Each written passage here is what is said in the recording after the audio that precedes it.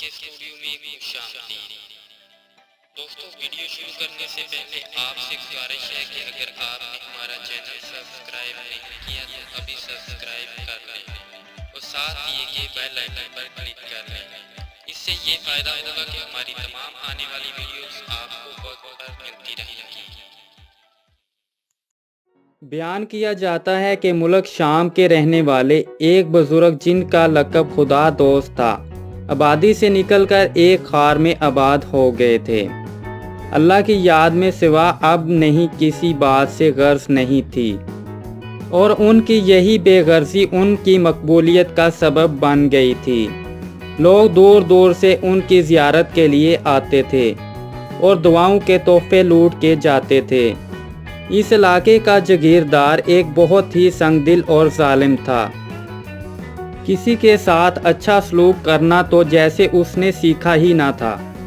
غریبوں کو ستانا اور رلانا گویا اس کا خاص مشغلہ تھا۔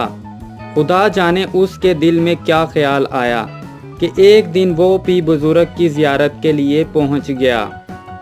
بزرگ خدا دوست سب سے مروت اور مہربانی کا برتاؤ کرتے تھے، لیکن جب اس ظالم جاگیردار کو اپنے قریب پایا تو نفرت سے منہ پھیر لیا۔ اس ظالم نے بھی یہ بات محسوس کی کہ میرے ساتھ اچھا سلوک نہیں کیا گیا۔ وہ قریب بیٹھ گیا اور شکایت بھری آواز میں کہا، کیا بات ہے کہ حضرت نے میری طرف توجہ نہیں دی؟ کم از کم میں اس سلوک کا تو حقدار تھا جو جناب دوسروں کے ساتھ کرتے تھے۔ بزرگ نے فرمایا، اے شخص، تو حسن سلوک کا مستحق کس طرح ٹھہر سکتا ہے؟ تو خدا کی مخلوق کو ستانے اور پریشان کرنے والا ہے، اور ہمیں مخلوق خدا کی پریشانی سے پریشانی ہے۔ تو ہمارے دوستوں کا دشمن ہے، پھر ہمارا دوست کیسے بن سکتا ہے؟ حضرت سعدی رحمۃ اللہ علیہ نے اس حقائق میں یہ نقطہ بیان فرمایا ہے کہ مخلوق خدا کا دشمن دراصل خدا کا دشمن ہے۔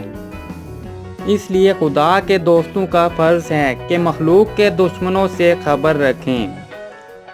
دوستو، اگر آج کی ویڈیو آپ کو پسند آئی ہے تو لائک کریں، شیئر کریں۔ شکریہ۔